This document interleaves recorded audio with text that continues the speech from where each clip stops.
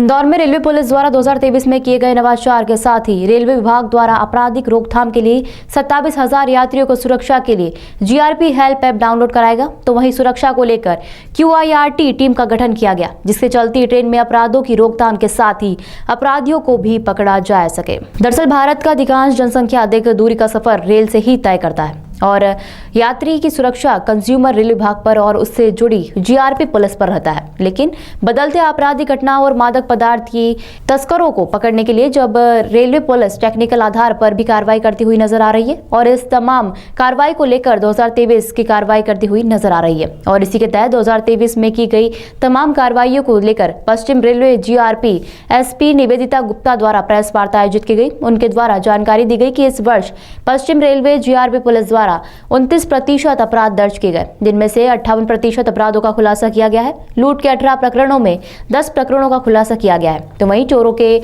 1973 प्रकरणों में से 552 प्रकरण में चोरों से माल जब्त किया गया है, जो कि कुल 4,59,13,800 का चोरी का माल है। 2,39,31,31,000 का माल बरामद किया गया है। इसी के साथ मादक पदार्थ की तस्करी के मामले में 6 प्रकरणों में 5 आरोपियों के पास से 142 किलो गांजा, जिसकी कीमत 4,40,000 का जब्त किया गया है। चलती ट्रेन में जुआ खेलने वाले 14 प्रकरणों में 49 जुआरियों के खिलाफ जुआ एक्ट के उत्तराखंड दर्ज कराने के साथ ही 58,585 रुपए जब्त किए गए हैं। बात की जाए अगर रेलवे के इसके साथ सबसे बड़ी इस वर्ष की उपलब्धि जीआरपी हेल्प ऐप की शुरुआत रही, जिसके कारण कई अपराध रोकने में जीआरपी पुलिस को काफी सफलता मिली और इस ऐप को 27,000 से अधिक यात्रियों के मोबाइल में डाउनलोड कराई गई है, ताकि किसी तरह की कोई जानकारी या फिर अपराध संबंधित प्रकरण हो उसकी जानकारी आसानी से यात्री दे सके। आपराधिक घटनाओं को चलती ट्रेन में कंट्रोल करने के लिए QIRT का गठन किया गया है, जिसके माध्यम से चलती ट्रेन में ही सूचना मिलते ही अपराध को रोका गया। तो वहीं अपराधियों को भी मौके से पकड़ा गया है।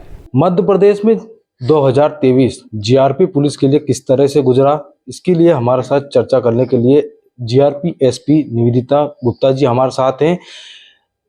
तमाम जो इलेक्ट्रॉनिक उपकरण है उनका भी सहारा इस बार जीआरपी पुलिस ने लिया और कई मुद्दों पर आपराधिक घटनाक्रम को होने से पहले ही रोका गया। आइए हम उनसे चर्चा करते हैं किस तरीके की ऐप है और किस तरह से इस वर्ष जीआरपी पुलिस के लिए गुजरा। आपका स्वागत है। किस तरीके से मैडम 2023 था? धन्यवाद। 2024 में हम प्रवेश कर रहे हैं, तो 2024 आने की नव वर्ष की सभी को शुभकामनाएं। 2023 हमारे लिए अभी तो काफ़ी अच्छा गुजरा है, कोई ऐसी चैलेंजिंग केसेस नहीं आए और रेगुलर जो एक मोबाइल की चोरी होती है, मोबाइल की चोरी में हमारा डिटेक्शन परसेंटेज 58% से ऊपर का रहा है और जीआरपी हेल्प ऐप डाउनलोड करवाते हैं हम लोग। MPGR मध्य प्रदेश में यदि आप रेलवे से यात्रा कर रहे हैं, आपके चैनल के माध्यम से मैं सभी जनता लोगों को इस बारे में जागरूक करना चाहूँगी। आप अपने एंड्रॉयड मोबाइल में MPGRP हेल्प ऐप जरूर डाउनलोड करें और उसमें SOS का बटन भी दिया हुआ है। आपको केवल SOS बटन पर क्लिक करना है और इमीडिएटली 5 से 7 मिनट में आपके पास स्टेट कंट्रोल रूम जो हमारा भोपाल में है जीआरपी का, वहां से तत्काल आपको कॉल आएगी और आपका लोकेशन लिया जाएगा। यदि आप मध्य प्रदेश के किसी भी क्षेत्र में आप रेलवे से यात्रा कर रहे हैं, तत्काल आने वाली चौकी या थाने पर ऑलरेडी तैयार रहती है हमारी QIRT team, quick investigation and response team. वो आपको अपनी सीट पर अटेंड करेगी और यदि समस्या का निदान करने वाली छोटी मोटी घटनाएं हैं तो उनको वहीं तत्काल निदान करेगी और FIR भी दर्ज करेगी। तो आपको थाने पर आने की आवश्यकता नहीं है। जिसका एक सिमिलर चैनल EFIR भी है। EFIR का भी आपके माध्यम से मैं प्रचार करना चाहूंगी, सो दैट जो भी जनता रेलवे से यात्रा करती है तो EFIR के माध्यम से FIR जरूर दर्ज करवाए और जीआरपी हेल्प ऐप डाउनलोड करवा के उसके माध्यम से भी हम तक जरूर पहुंचा करें। इसके अलावा अकेली महिला यात्रियों से भी संवाद स्थापित कर हमने उनको सतत सुरक्षित यात्रा के तहत जागरूक किया। इस वर्ष 2023 में अकेले 15,000 से ज़्यादा महिलाओं को हमने संवाद करके सुरक्षित यात्रा के बारे में जागरूक किया। ऐसे ही हेल्प ऐप डाउनलोड करवाया है लगभग 27,000 से ऊपर, 27,500 करीब लोगों को हम लोगों ने जीआरपी हेल्प ऐप डाउनलोड करवाया और इसका हमें फीडबैक भी इस रूप में मिलने लगा है कि उसके माध्यम से बहुत सारी कॉल और बहुत सारे FIR भी अब दर्ज किए जाने लगे हैं। जान बचाने में ऐसे 7 महिला, पुरुष व बालक रहे जो कहीं ना कहीं स्लिप करके अपने जान जोखिम में डाले थे, तो जीआरपी के स्टाफ द्वारा उनको बचा लिया गया। ये बड़े ही हर्ष का विषय है कि ऐसे काम में भी अपना स्टाफ दक्ष है। सभी को चिकित्सीय मदद करने के लिए CPR की ट्रेनिंग दी गई है, जो अपने DGP सर की मुहिम भी चली थी। तो हमारा पूरा स्टाफ CPR देने में भी दक्ष है और बाकी चिकित्सीय परामर्श और सभी अस्पतालों से भी उनका कांटेक्ट रहता है। फर्स्ट एड की सुविधा हर थाने पे दी गई है। उज्जैन को जो हमारी यूनिट में आता है उसे मॉडल पुलिस स्टेशन के रूप में डेवलप किया जा रहा है। वहाँ के पदस्थ सभी स्टाफ को सॉफ्ट स्किल की ट्रेनिंग दी गई है 3-3 दिवसीय, और इससे भी काफ़ी फर्क आया है। अब पब्लिक के तरफ से फिलहाल अभी ऐसी शिकायतें नहीं आ रही हैं कि हमारे स्टाफ ने किसी व्यक्ति को अच्छे से नहीं सुना या उनके साथ अभद्रता करी, और उनके अपनी जीवन शैली में भी काफ़ी सुधार हुआ है, क्योंकि सॉफ्ट स्किल की ट्रेनिंग ना तो उनका बिहेवियर केवल सही करती है, बल्कि उनके जीवन शैली में जो स्ट्रेस है, जो जनरली माना भी जाता है, अपना नीचे का अमला पुलिस स्टाफ काफ़ी तनाव में रहता है, उससे भी उनको काफ़ी निजात मिली है। इसके अलावा मोबाइल के प्रकरण हमारे वहाँ 2023 में जो अभी चल ही रहा है 1163 से ऊपर गए हैं, 564 हम लोगों ने डिटेक्ट कर लिए हैं, और 17 बालक बालिकाएं जो गुम हुए थे जिनमें अन्य राज्यों के भी अपराध दर्ज थे, उनको पूरी अच्छे तरीके से दस्तयाब करके उनके परिजनों को सुपुर्दगी दे दी गई है।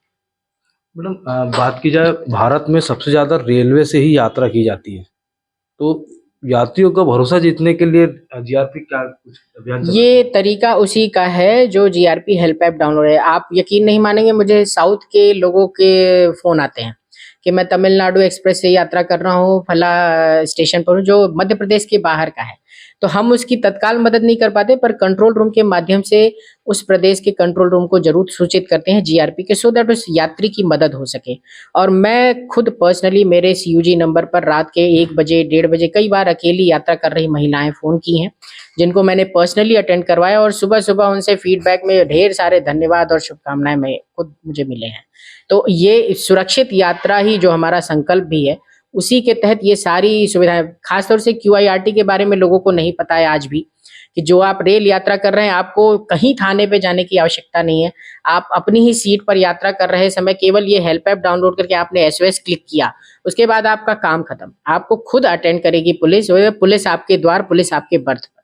तो इसी संकल्पना के तहत हमने ये स्टार्ट किया है। नशे को लेकर भी बताया जा रहा है काफ़ी मात्रा में नशा इस 2023 में बरामद किया गया। टीम भी जीआरपी ने स्पेशल अपनी पहुंचाई ताकि नशे को रोका जा सके।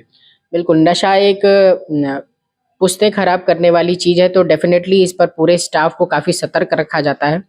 जब भी पार्सल में हमारा बहुत ज़्यादा वो नहीं है, लेकिन जैसे ही खबर लगती है तो आरपीएफ के माध्यम से पार्सल में, अभी शामगढ़ में एक कार्रवाई हुई है जिसमें पार्सल में ही गांजा की तस्करी की जा रही थी, लगभग 50 किलो से ऊपर है, तो उस पे कार्रवाई अभी चल ही रही है। उसको हम लोगों ने एनडीपीएस एक्ट के तहत उस पे कार्रवाई की है, और रतलाम में भी विगत 1.5 महीने के अंदर 4 कार्रवाइयां हुई हैं तो एनडीपीएस में। प्लेटफॉर्म का कुनबा बहुत छोटा है, पार्सल ही एक बचता है, वहां देखते हैं, और यात्री द्वारा यदि छोटा मोटा जितनी बार भी हुआ है, पूरी कोशिश यही रहती है कि रेलवे को अवैध ट्रांजैक्शन के लिए बिल्कुल ना यूज किया जाए।